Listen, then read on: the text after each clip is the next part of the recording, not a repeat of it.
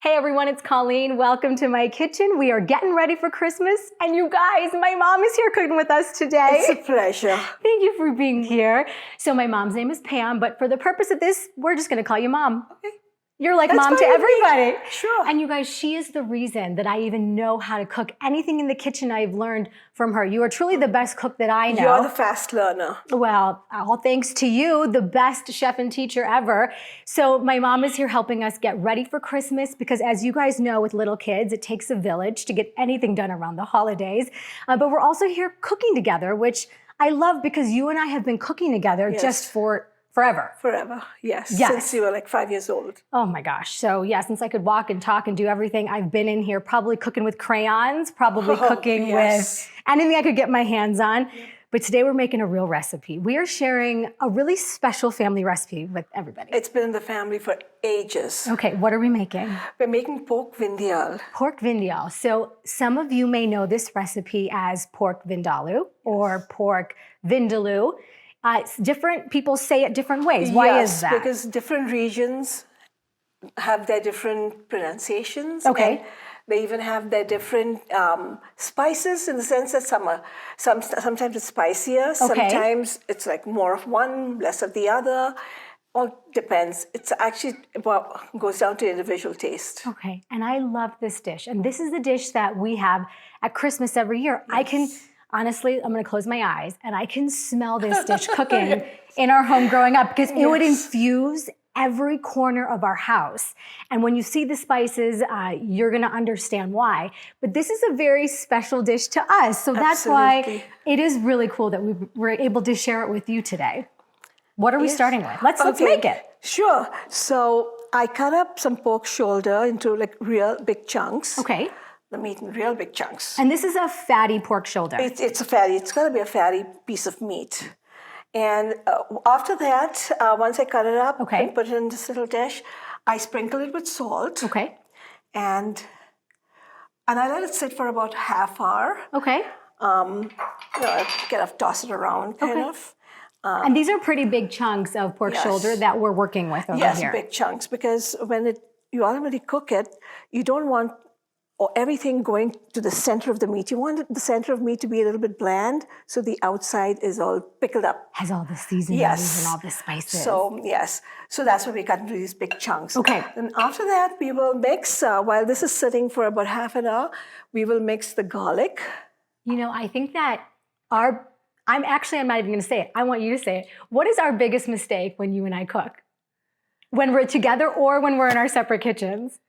Well, we just throw things into the bowl. Yes, we throw things in. We never write down a recipe. We never write down a recipe. We just throw things, and sometimes we just add stuff that we've never dreamt of. Yeah, and so usually when... you've learned that from me. I know. When my dad or my husband is, can you make that dish again? It can't. Can't be made again. No. There's no recipe, sorry. I just did a little bit of this, a little bit of that, and magically it's so good. Yes. Oh, your father has that problem. Why can't you make that again? I know. Anyway. Sorry. Yeah. So I put the garlic powder, the turmeric powder. That's such a pretty color. I love when we cook and then the some cumin and chili powder. And these are just ground up spices, right? Oh, yeah, absolutely. Simple ground up spices. You can buy them. You can grind them yourself. You can buy ready-made bottles at the grocery store. Yeah. So we had garlic powder, we had turmeric, we had cumin and chili powder. We all mix things all that I together. know we have seen in the spice aisle at anybody's grocery store. Yeah. So you mix it together, and then you form a paste with a little bit of about half a cup of vinegar. And this is apple cider vinegar. Right? Yes, that's apple cider vinegar. So we make a paste. Oh my gosh, see now the smell. This is what's telling me that I have memories. The memories are all coming back to me now. This starts the holiday season. Yes. This so aroma. Of course, we also have our holiday ham and all of the sides, all the fixings. But this is a must. This is a must, isn't it? And this is our East Indian tradition. Yes, the East Indian tradition in where we grew up. Okay, where did you grow up? Tell me. I grew up in Bombay. Well, I don't say Mumbai because when I grew up, it was Bombay. It was Bombay. Okay, so we're going to say Bombay. Yes, I grew up in Bombay, and this is what we did. And But you go to southern India, they will have their own version of this. Northern India would have their own version. So we're East Indians from the west coast of India, so that's how we do it. I don't care how you do it, because this dish is on point every time. We make a paste of the spices, and we put it into the salted mixture, salted pork. And then what are you doing? You're just spreading it? Show me how to do this. We will just spread it around and toss and turn it around so that, it goes around the whole meat. And so you want it well coated? We want it well coated, yes. Before it goes into the oven, because right after we put the spices in, you got to put, just after you put the spices, you got to put vinegar to cover the entire thing. And I kept the bottle here just because we might need even more. Tell me why vinegar is so important. There's no water. There's no other liquid in this dish. There's no other liquid in this dish. It's just vinegar. Okay. The reason being, in the good old days, people didn't have refrigeration. I didn't have a refrigerator until I was like 10 years old. Oh my gosh. Yeah. What did you do? This is how you would cook. This is how if we had something to be kept for 7 days, it would be in vinegar, marinated in vinegar. So now we've put the vinegar in here, and it'll, marinate it for about 24 hours. Okay. And then just... Are we going to cover this up and put it in the refrigerator? Yes, cover it up. Because we can put it in the refrigerator now. Yeah, okay, yes. I couldn't leave this out for 7 days. You do not have to keep it on the kitchen shelf. Okay. So, you put it in the refrigerator for 24 hours, and then take the entire dish and put it in the oven and cook it until the meat is tender. Oh my gosh. It's a simple dish. It's an easy. Okay, so I remember, I'm going to tell you a really true story here. I remember, you might not even know, I would be smelling this cooking. She'd take it out of the oven. It'd be in this big casserole pan sitting, on the stove or wherever it was, just cooling. Before a guest came over, I would just go and sneak little pieces that were falling on, and then I would go right upstairs because it's just that good. It's salty, it's spicy, it's vinegary. Yes. It's everything that you like in those flavors of an Indian dish. I cannot think of a holiday season without this. Without it. Yeah.